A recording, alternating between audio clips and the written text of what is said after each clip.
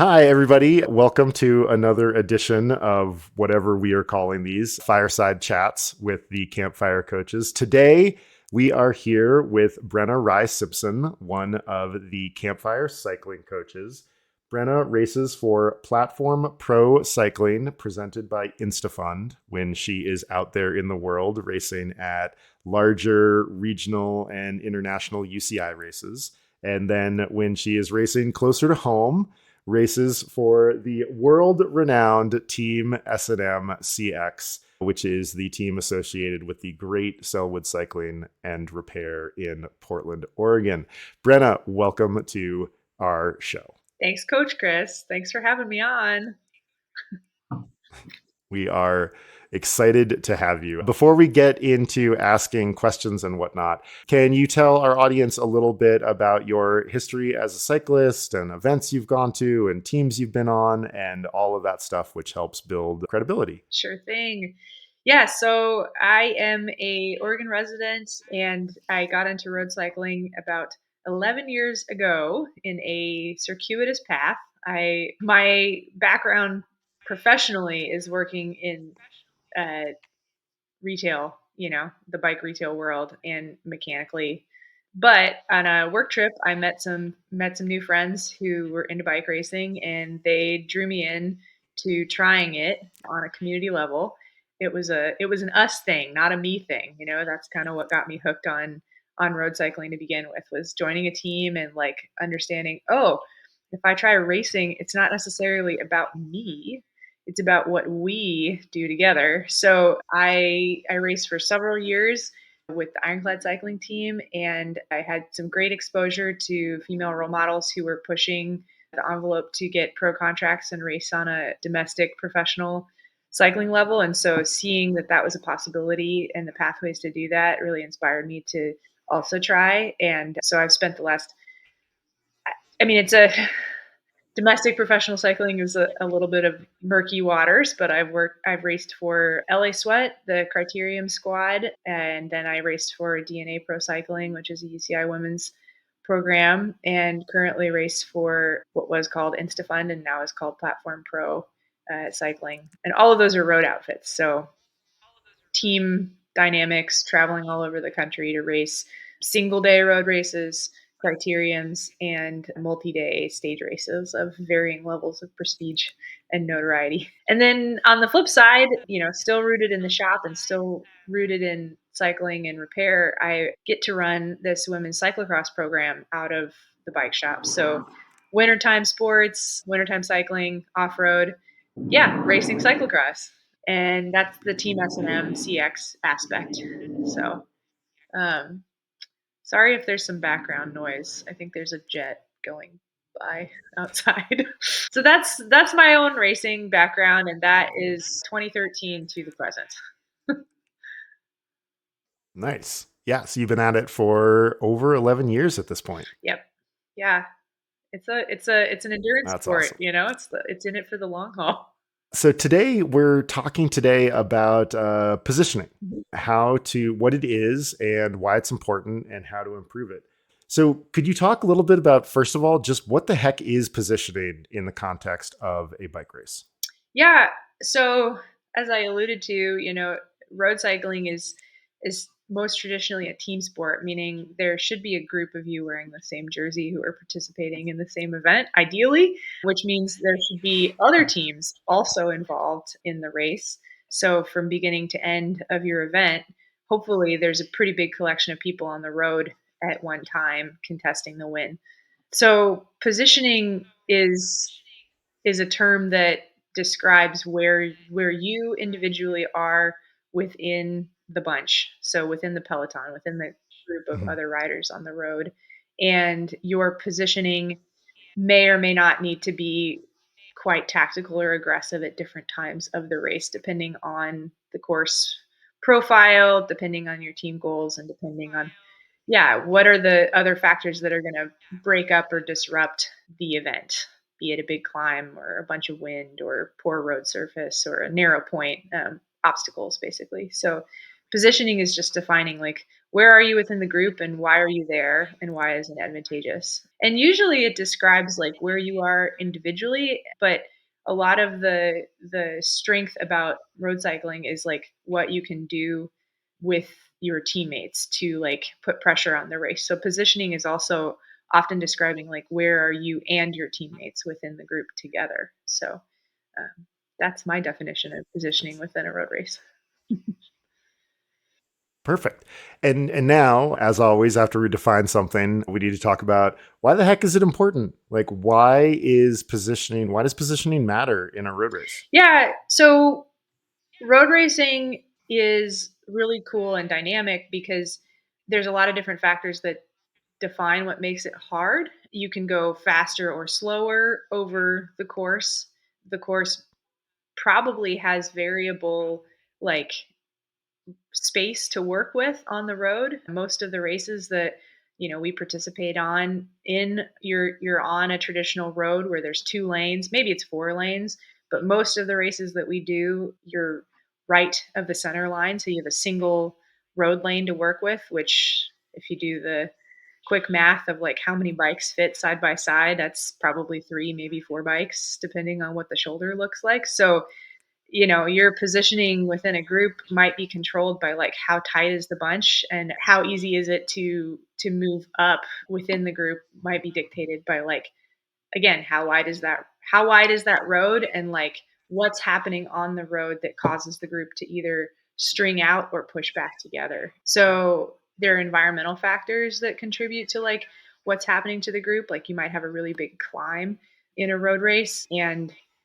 typically that is a big impactor of like what happens within the race, because some people like going uphill fast and others maybe don't, and or maybe it's your job to help somebody else get into the bottom of the climb in a good position so that they can go up the hill well. Wind is another factor of like what might happen to a group, because if the wind is blowing from behind you or across the side of you or directly in front of you, that'll impact like how fast you can ride your bike. So generally speaking, there are points of like stress and panic within a road race where like positioning is more important, and there are often other times within a course where it's more relaxed because the positioning is less important. Like you can hang out anywhere within the group and be not so worried about what might happen to you. And I guess what I mean by what might happen to you is like generally within a road race, you if it's a hard course or if there's more factors that might split up the group, you wind up with a group in front of the main peloton or the majority of the race participants. So you don't want to be on the wrong side of that split, or you don't want your team to be in a hard spot because you aren't represented within that front runner group. So I hope I'm not being too like textbook here about like how to describe a road race, but the simple idea is that positioning yourself forward on the road so that you're able to make decisions about how to best benefit you or your team is pretty paramount to succeeding in road racing. Yeah. Can you give me an example of a time that you feel like you really got your positioning really good and benefited either yourself or your team in a way that you were hoping to achieve? Yeah, so let's see here. I mean, I can think of lots of examples. So let me come up with a negative example first. We just did this stage race here in the Pacific Northwest called Tour de Bloom, and it's based out of Wenatchee, Washington. And it had three different road races as well as a criterium and a time trial to conduct over the course of 4 days. So a really cool stage race format. And the second road stage it was out in the middle of farmland. So like no big mountains, no big like climbs to contest, but lots of like rollers in the middle of farmland and a whole lot of wind. I'll also add that because this is like a pro 1-2 level bike race, they give us the benefit of the whole road. So we had what's called rolling enclosure. So we have cars in front of us and behind us. So we get to use both lanes regardless of the center line. So that really like opens up the whole space that you can work with on the road. But like I said, farmland, so like a lot of wind. And we were making a lot of 90-degree turns around farm fields, right? So you can think about like, okay, if I'm on this straight of road, I have a wind blowing over my right shoulder, but when I turn left, that turns into a tailwind, like pushing us from behind. And then you make your next left hand turn and it's a crosswind again. And then the next turn is a headwind. So crosswinds in cycling are like one of the most fascinating dynamics, and they can really like blow apart a field into little groups really quickly because the dynamics of how we benefit each other with drafting can really be messed up in a crosswind because you can't just Mhm. hide behind somebody. You have to like use physical space diagonally across the road to like efficiently not work too hard and draft in a protected way. And because you're riding sideways instead of forward, only so many people can kind of be protected from that crosswind. So this is like maybe advanced level positioning to talk about, but it's sure a good example because late in the race, I wound up trying to hide from this crosswind pretty efficiently. So I was right up against the shoulder of the road with these other riders in front of me at a slight angle over on the left. And I was so protected from the wind that when the really hard attack in the group came from the best riders in the field to try to get forward and break up the peloton, I couldn't get out. I couldn't get out. I couldn't respond and try to follow that move because I was hiding from the wind so well. So like that's a really good example of like quote unquote good positioning, but it backfired on me in the greater context of what the hardest move is really going to be in the field.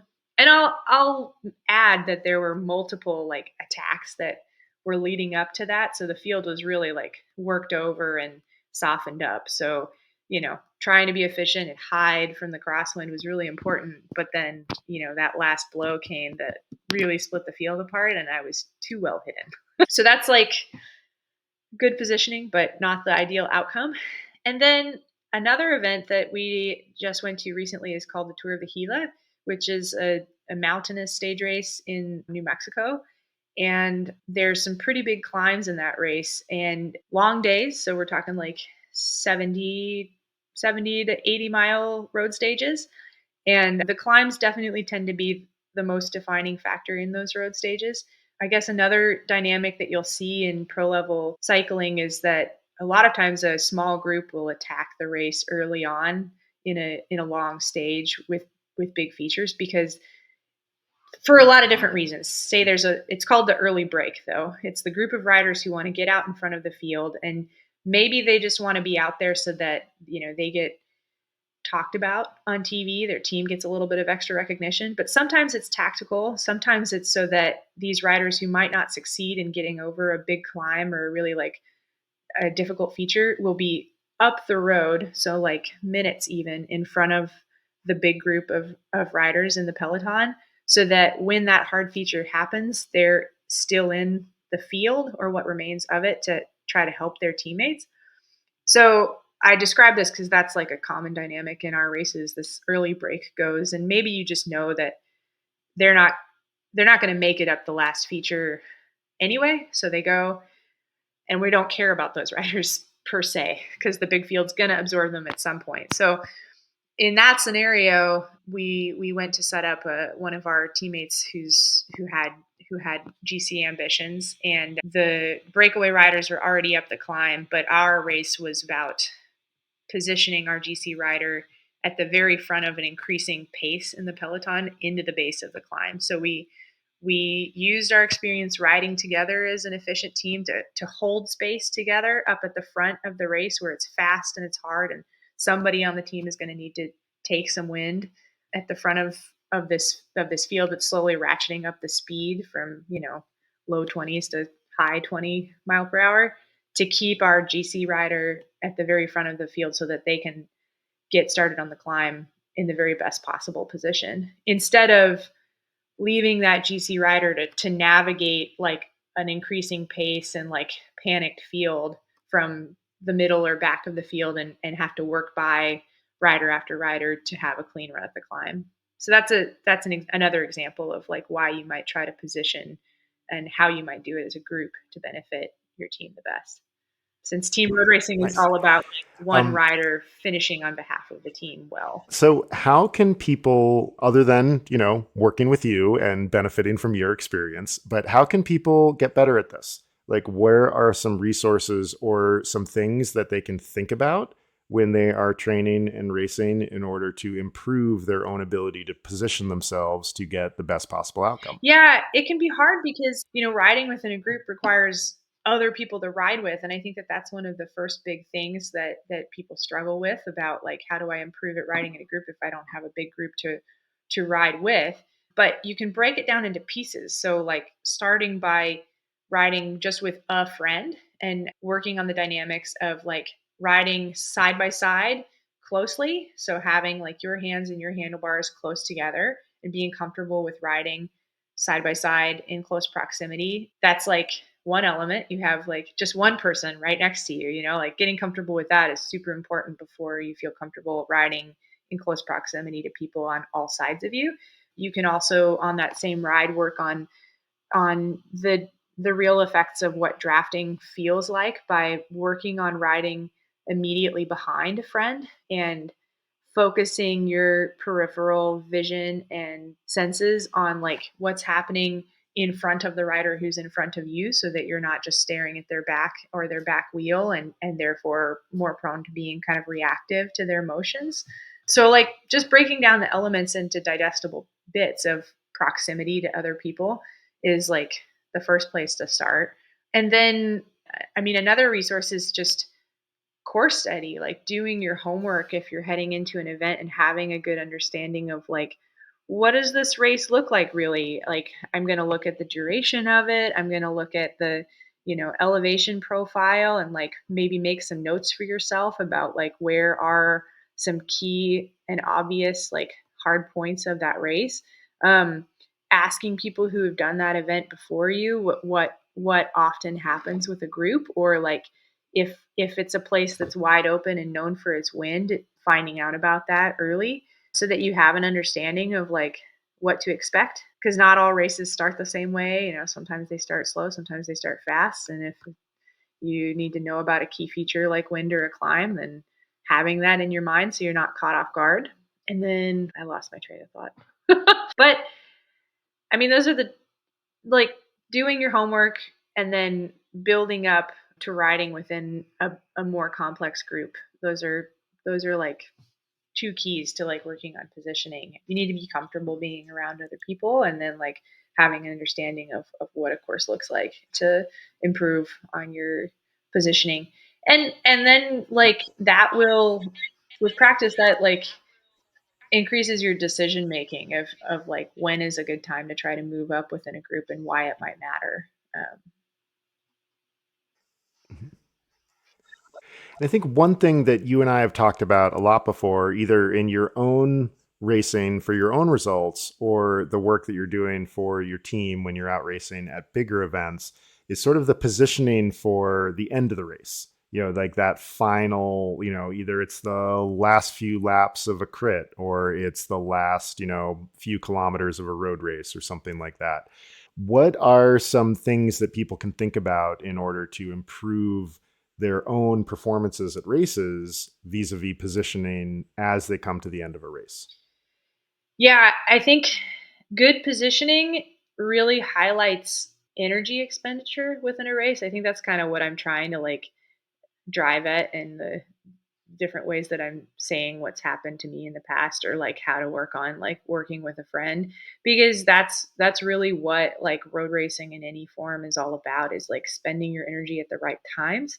And so you can only do that if you're within a good position, and you can also really preserve the energy that you have on the day by putting yourself in a good place within the field, being efficient. So a lot of that efficiency has to do with drafting within the group, and, like, again, kind of knowing the key features that dictate when and how you might have to spend some of your energy. So, sorry, say the question one more time.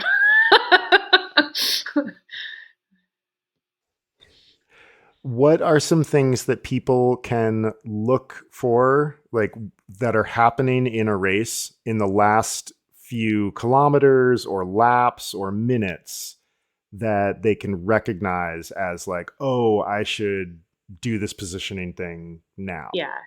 Yeah. Well, so in the US, we have a lot of criterium racing, and crits can look kind of different in their shape or design. Like some of them have a hill in them, some of them are flat, but they're all generally in a like city environment, gridded on city streets. So they're short and you do the same lap over and over again.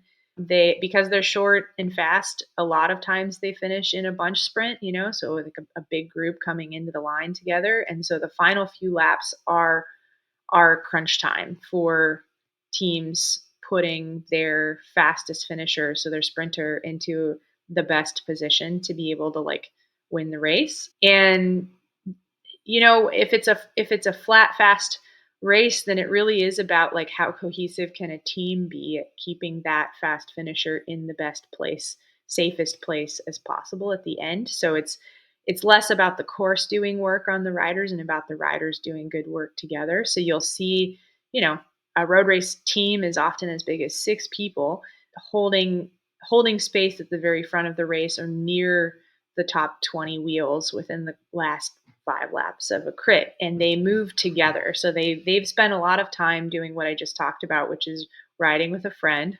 Only it's 6 friends, and they're riding in formation. So on the wheel of each other or like side by side.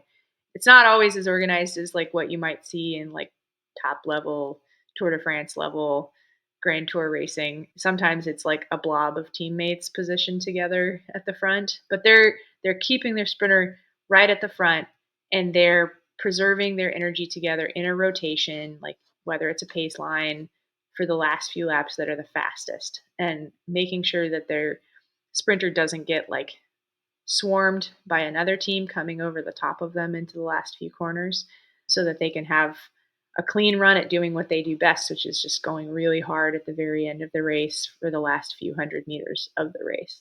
Um, so that's like a good example of how you can kind of like pay attention to a cue is like seeing anytime you see a team migrating together within a race, that's usually a pretty good cue that they're trying to do something efficient together. And maybe it's because it's preceding something hard happening within the race, whether it's that big climb that's in the middle of the course, or it's leading into like a key turn on the course where there's going to be a crosswind, or if it's like that crit I just described in the last few laps where they're just going to keep the pace really hot and rotate together at the very front of the race to hold a space for their sprinter. If you're in a race that includes another team, watching what they do together is always a good symbol. Nice. So it sounds like, if we were to boil this down to like just a few big takeaways, it would be stay forward as much as you Yep, can, know the course and know the conditions, and then be attentive to what other riders in the race are doing, looking for those signs that they are also attempting to position themselves in a certain way. Is that a pretty fair kind of like summing up of what we talked about? definitely. Those are 3 good bullet points to think about. Awesome. Well, pretty good. Only 25 minutes. Most of that was probably me, but that was great. Thank you as always. Where can we see you racing next? Where is the next chance to see Brenna Wrye-Simpson out in the wild? Oh, that's a good question. Catch me at the local, top level Portland International Raceway Monday night series. I don't have any big travel events on my calendar for the next little bit, but we are participating in the Oregon Trail stage race, gravel stage race at the end of June. That's with Team S&MCX. And then Platform Pro is a cycling team based out of Vancouver, BC, and there's a big crit there at the beginning of July called the Gastown Grand Prix. So if you haven't heard of that, you should look it up. It's super cool. We should be racing that at the beginning of July. Nice. Well, other than that, you can find Brenna as part of the Campfire Endurance Coaching Squad. And you can also find her at her Instagram, which is Bruno and or Brenna. all one word on that one. All one word, all lowercase, no hashtags or no underscores or anything, just Bruno and or Brenna. And yeah, look out for her there. And thank you so much for spending some time with us this morning. Thanks, Chris. It's always fun to talk about, and I'm always happy to answer questions via personal channels if people have them about improving their own positioning within road racing, because I totally understand that it's one of the more daunting things to learn. Awesome. Well, you heard it, folks. Start spamming Brenna with your DMs.